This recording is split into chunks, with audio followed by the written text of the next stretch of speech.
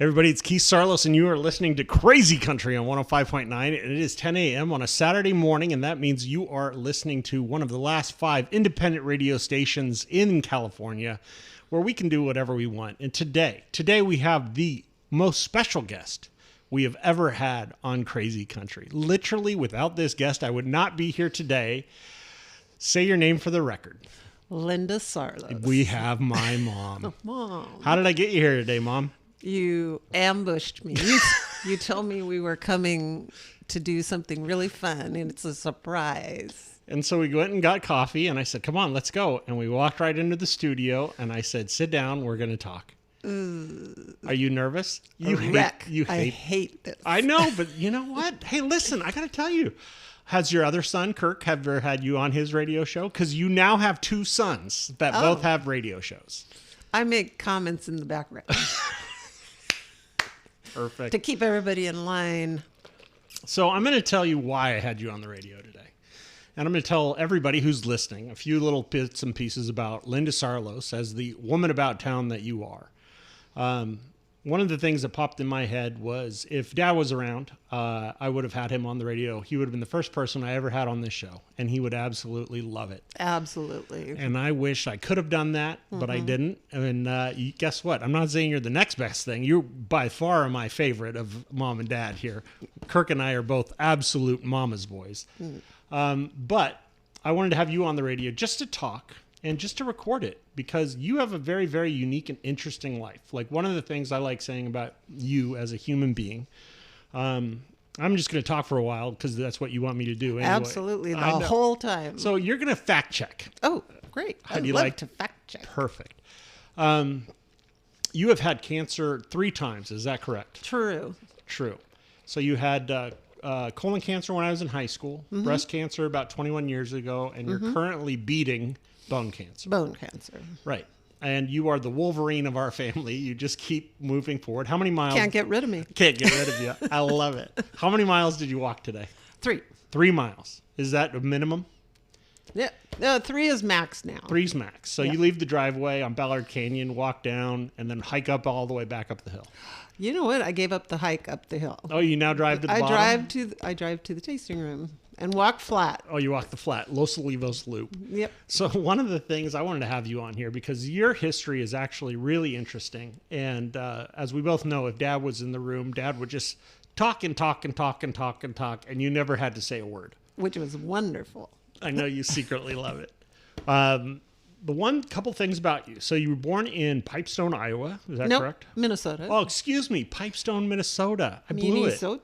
Minnesota. So you were on in Pipestone. Pipestone, one of the interesting parts about that was where all the Native Americans would go to get the stone for their peace pipes. Is that correct? True. The Hiawatha pageant is a big deal. Big deal. And you came out to California. How old were you? 7. 7. And how did you come out to California? The youngest of 6 children. Right. We had everything in a truck.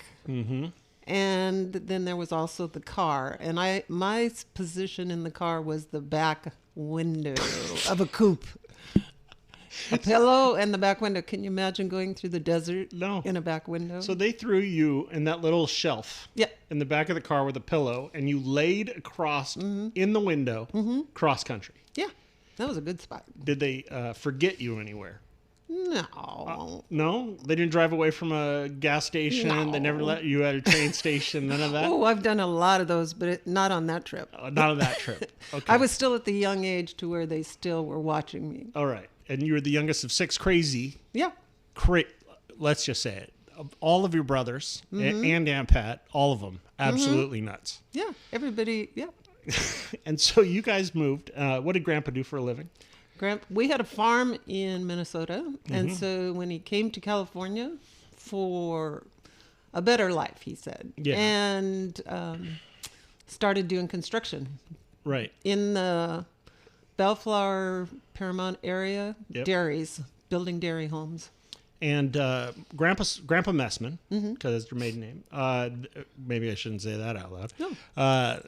Grandpa was how many words did your father say to you? Not because he didn't love you, but how many words did he ever say in your whole life? Whoa. Very, very few. Less than Probably less than 100. He talked to you 100 times total. Maybe. Maybe. He'd just go, ask your mother. Yeah, and he was the quiet, gentle, Soul. Loved just him. wonderful guy. Yeah. I mean, 6 kids. Mm-hmm. Holy cow. He also, at your church that you grew up in, Mm-hmm. what did he do? What's his little his fearless claim? Well, they built a new, huge church. Probably, I'm trying to think how many stories that would be. It felt, when I was a kid, it looked like a 50 feet straight up. Yes, at least. It was a tall steeple. He had no problem walking beams, going up to the very point, and have a leg on each side to attach 2x4s, 4x6s, you name it. It was unbelievable. Unbelievable. When I was a little kid, my grandma, your mom, would go, your grandpa put all these beams together up there. And I said, what does that mean? She goes, he climbed up one side, 50 feet up in the air, no harness, no anything. And when they tilted the other one up there, he would throw one leg over one side. And the beam was probably 24 inches, right? Right. And he would bring them together and then socketed them together. Yeah. The guy I saw it when I was a little kid, I saw him grab a post and pull a post with concrete around the bottom of it straight up out of the ground without even digging anything. Oh, yeah. He's the strongest guy I've ever seen. Yeah. How many times did he shoot his hand with a nail gun? Quite a few. Ooh. And then he would just pull the nail straight out of his hand Wrap it with a Band-Aid and keep working. He was awesome. It was great. So Grandpa and Grandma Messman, one of their little claims to fame, how many television sets did they have going at one time in their home? Ooh, probably 3 or 4 at Three or least. 4. So he was a carpenter, by the way. Right. 2-bedroom house, 6 kids, all this kind of stuff. Which was, it was a full house. It was full. It was full. In fact, the garage became the bedroom for the boys. That's right. And that became his workshop, Yep. right? And so Grandpa and Grandma were the first people I have ever seen. And I was like, are they as rich as an astronaut? I mean, what the heck is this? They had a satellite, one of those huge dishes installed in their house. Yeah. And why did they have a satellite installed into their house?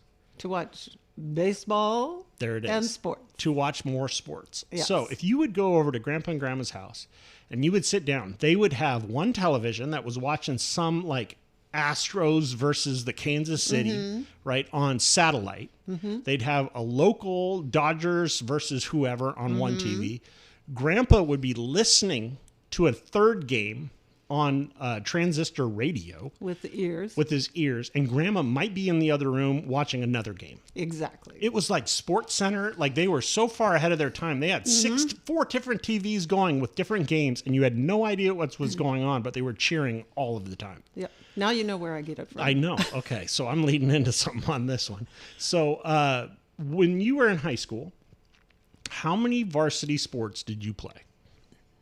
All of them. All of them. Which was a great opportunity then. Right. You played varsity, all 4 years, you played varsity volleyball.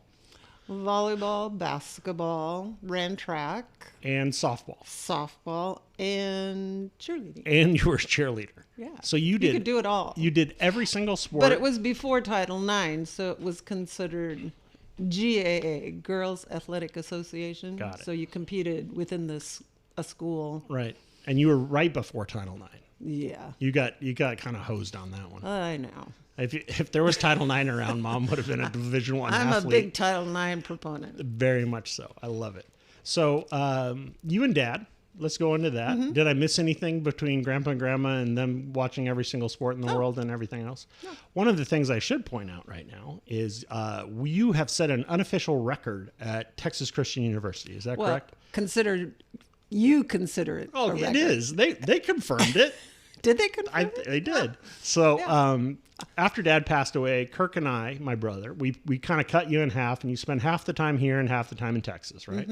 Which has been really beautiful, in all honesty. If I start talking about Dad, I'll get choked up. But I hope we've all taken care of you very, very well. Well, really well, and being able to be a part of both families and the grandkids and just putting an input in. Everywhere we go, We love it. We are a +1 because is your mom coming? And the answer is yep, Mom's coming. Okay, great.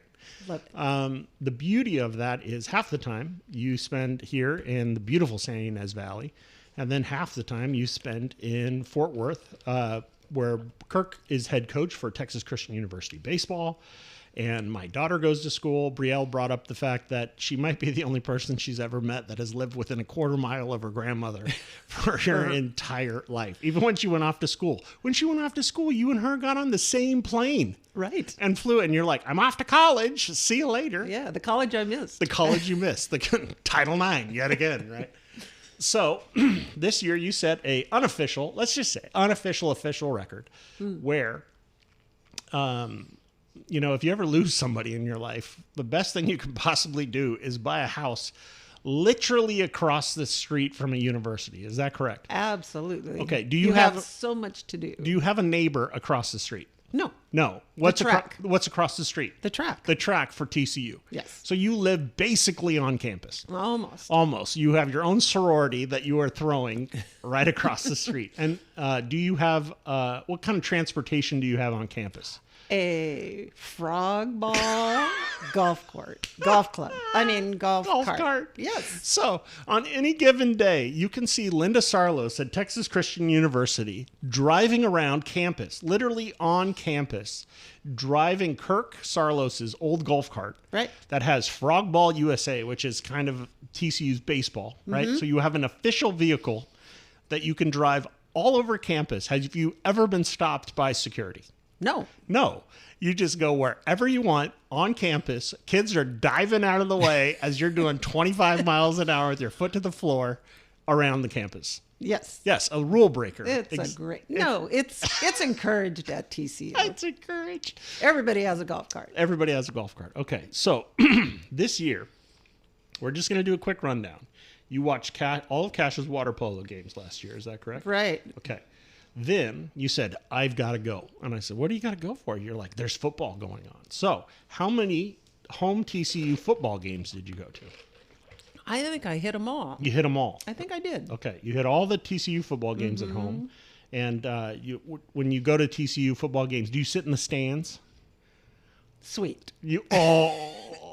I know. I have such great friends. I know. So they've adopted you, which is quite nice. And so when there's a 100-degree game and I'm sitting on a bench in the sun, absolutely sweating my brains out at parent weekend, Mom texts me and goes, look up. And I look up, and there you are behind glass in the air conditioning in somebody's little suite. Is that correct? It is so sweet. It is sweet. That's the perfect name for that. The sweet life. The sweet life. Yeah. How would you not go to these games, right?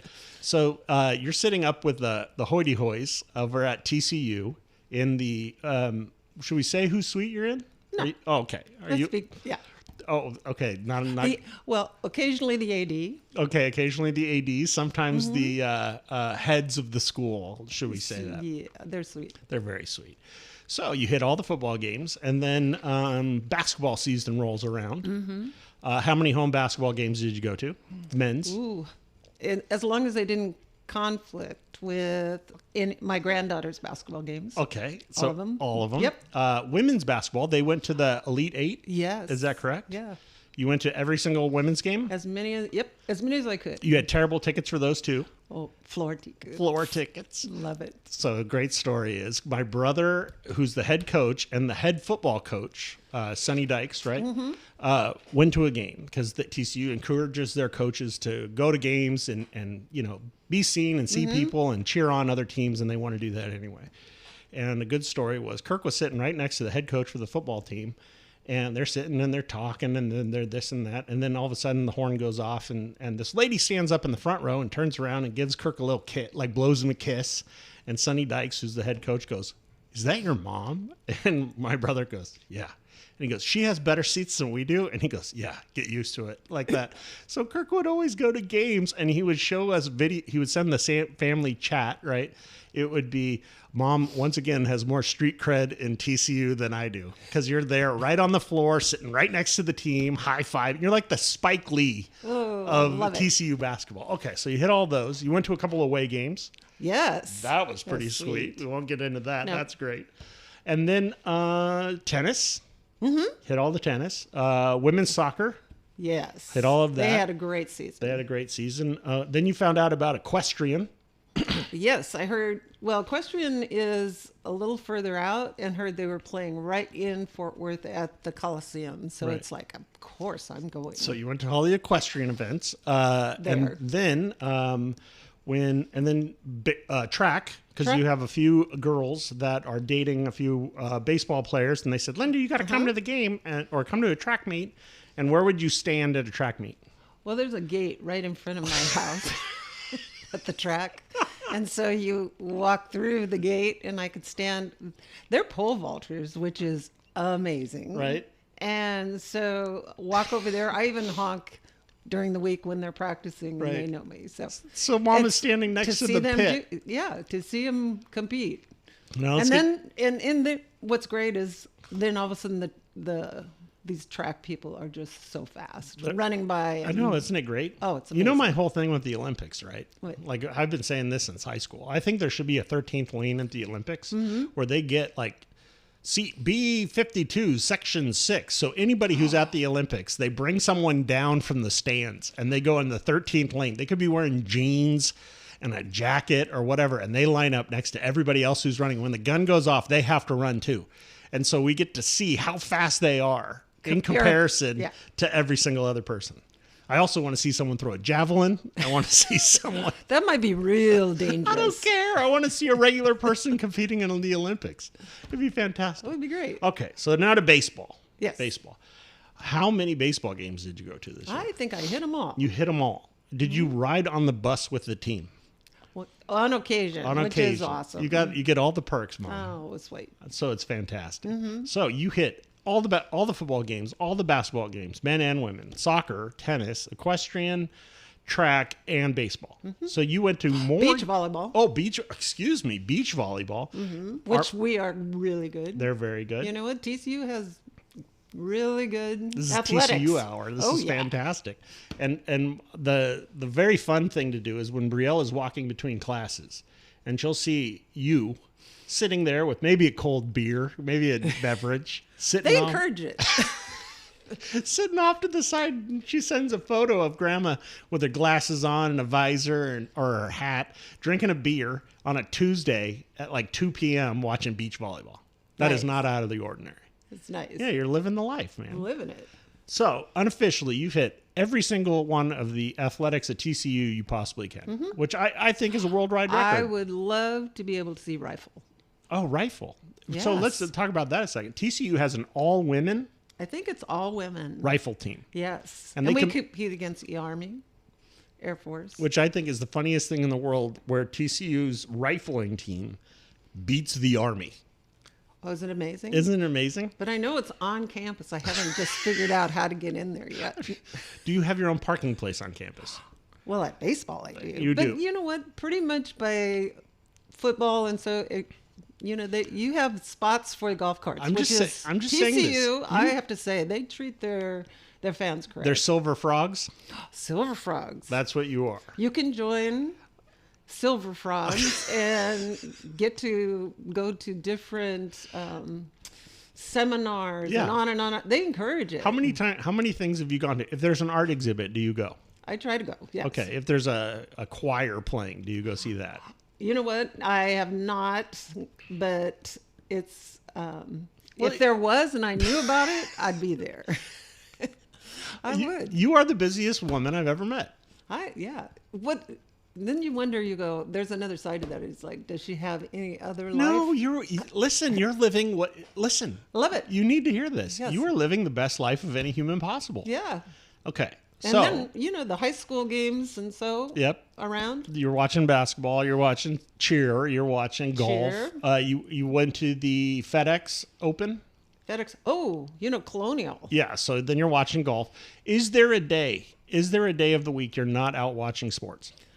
Yeah, for some reason they have a down week when the kids have to take exams. And what do you do? What? I have to figure out something to do that day. Wash your car? Wash my car. Let's see. Put in a new driveway? It's like I'm real down when I go on that. It says No events. No events. So you get a text every week that shows everything Yeah. that's happening on campus. Yeah, you just and then they have a great calendar system. You hit the calendar and it goes, ooh, all right. I can do this today. Okay, we've been talking like 20 minutes. This is going to Okay, be two sorry. segments, just so you know. So now that we've established you as the street cred of the most athletic person I've ever met in my life, let's talk. When did you meet Dad? When I was 16. 16 years old. 16 Okay, we're going years to tell old. the story. Oh, I hate this story. The story's fantastic. Come on. So, Dad was walking around campus, and he sees the it girl on campus, which would be Linda Saarloos. Well- Four sport, varsity athlete, cheerleader, little miss, everything, correct? Small school. Got to Why are you justify ta- this. don't talk this down. Small school. Actually, after we got married, my mother-in-law gave me everything that he ever done in elementary. Yes, everything. Everything. A box. So you open the box and there's a diary from 4th grade, which he had a crush on my sister. He did. Well, My sister's 1 year older. that's true. He had a crush on my sister in that diary. 4th grade. He doesn't know anything. He doesn't know anything. Little did he know. So he sees you walk across campus, and he goes, "Hey, Linda, how you doing?" And you're, I dated his best friend. "Oh, though. geez, Mom. Okay." So he asked you out. Is that correct? Mm-hmm. Okay. And this is where the story gets good. When did he asked you out in September or something like that, right? Mm-hmm. And then you said, "Yeah, I'd love to go out with you." And he said, "Great, I'll pick you up Saturday night." And you said, No, I have a date. "You have a date." And he goes, "Oh, really?" And he goes, "What about next week?" And you said, No, can't. "I can't." And he goes, "What about the week after that?" And you said, No, I think I'm 6 Okay. weeks out. 6 weeks. This guy waited 6 weeks for a date with the it girl of his school. Okay. So But I have to justify my parents only let me go out on Friday nights. fair enough. Okay. That's fair. So That's only 6 six weeks. dates. 6 weeks, a month and a half. You guys were walking down the hall and you say to him, "Hey, we got a date this week." And he goes, "Yes, we do." And where did you go on your first date? To the movies. Your movies. What We did you saw watch? MASH. Dun, dun, dun. So, Dad comes home, and I'll give you Dad's side of the story. He says to his parents, "That's it. That's the one." Like that. One date, and he's like, "That Linda's it. Done." So, you guys dated. One of the great things we got to do is there is a photo from your high school yearbook. Is that correct? True. And it is a picture of Dad and you talking. And On is- the track. On the track. And is that the day of your first date? Yeah. So- Up to the first date. Up that to that. week. Got it. Yep. And so we have a photographic evidence of your first date, which is absolutely amazing. Dad had a cool car. True. What kind of car did he have? Mustang. Orange Mach 1. Mach 1. It was a bitchin' car. Yeah. That's awesome. Okay, so you guys dated. Dad goes off to college or played baseball at Cerritos. Cerritos College. One of the things we should talk about that with sports is not many people know this, but Wally Kincaid. True. Wally Kincaid is the winningest coach, like not baseball, winningest coach Yep. of all time and the coach of the millennium. Oh, amazing. Amazing. He was he basically invented West Coast baseball, True. which was get them on, get them over, get them home, right? And Cerritos College had a 42-0 season. You know, I'm not sure, but he was a phenom. Phenom. And how many different coaches came out of that program? Unbelievable. Division I coaches. D1, like Yes. Vanderhook, so basically Irvine, Fullerton, UCLA, USC, basically any Southern California baseball coach came out of the Wally Kincaid program. And Kirk was a little kid, and we grew up playing baseball. And then I broke Dad's heart when I was about 13. I'm like, I don't want to play baseball anymore. And he said, well, then you're going to work. And I'm like, okay, I'll go to work. And Kirk, being the brilliant strategist that he is, says, I never want to work. I will go play baseball for the rest of my life. And because of you and your talent, Dad loved baseball. He had three loves: baseball, and then he wanted to be a farmer. You know, growing up in Southern California, and which led us to the Valley. And then, so Dad and Kirk would play baseball and catch every night when he got home, and we even put lights in the backyard. It was a whole thing. And Kirk was really a devotee, if you will, where Dad played for Wally Kincaid, and Dad taught Kirk basically small ball baseball. And Kirk's travel ball coach was also played for Wally Kincaid, right? Cerritos College. I mean, it's a JUCO. Right? It's a junior college in Cerritos, California. And if you've ever been there, the place looks like it's built in the future, even now. Because Cerritos is one of the richest cities in America to this day because of the Cerritos Auto Square and all the tax. Anyway, great story. But then Kirk, being a Mr. Small Ball, and most people have heard of the term Moneyball now, right? And I would say Moneyball is a derivative of Wally Kincaid baseball. True. And if you have the book Moneyball sitting around your house right now, and you turn to page 19, the entire page 19 is Billy Beane writing about Kirk Saarloos. Isn't that correct? True. Yeah. So Kirk played at Cal State Fullerton. You guys traveled baseball, College World Series, this, that, and the other. Kirk played in the pros. We went and saw him at the A's and Houston and the Reds and Cincinnati. He played with the Reds and the Indians, and then retired, became a coach. Coached at Cal State Fullerton, his alma mater, for a couple of years, and then went off to TCU. Right. Perfect. So this is going to be 2 segments because I want to have you here and talk to you about this stuff. So before we go into anything else, any other parts of your little history that everybody should know? Because one of the things I love pointing out is that when you and Dad got married, what was your trade? What did you become? I was a hairdresser. You were a hairdresser. And you saved up a bunch of money. Bought our first house. And who bought their first house? Well, your dad was finishing college. Dad was finishing college. You were working. You saved every penny. And you had the down payment for your first house. True. So. And I think our house payment was $250 a month. Still. So I could make that payment. You could swing that. And then you guys saved up for furniture. True. And then what did Dad do with the money that you saved up for furniture? Well, I was really saving up for new living room furniture. And I came home from work on a Saturday, and sitting in my driveway was a Model A coupe. Yes, a Model A coupe. And Dad did what? Used my furniture money for that. And so you took it apart. Piece by piece. And had it painted. And wait. Where did he put all of the pieces? After they were painted, yes. So they wouldn't get scratched in the garage? Yes. In my living room. So your living room furniture was car parts? Absolutely. Fenders, the piece that goes over the motor, you name it, it was all in there. And the worrying part for me was, could he put it back together? Very true. And I think that's a perfect place to stop. So you have been listening to Krazy Country 105.9 on this beautiful Saturday morning, 10 a.m. Right now, you're listening to Krazy Country, the greatest radio station in the continental United States and one of 5 independent radio stations left in California. And today I am interviewing the woman that without her, I would not be here today. And we're going to do a second segment next week where we are talking to the woman, the myth, the legend that is Linda Saarloos.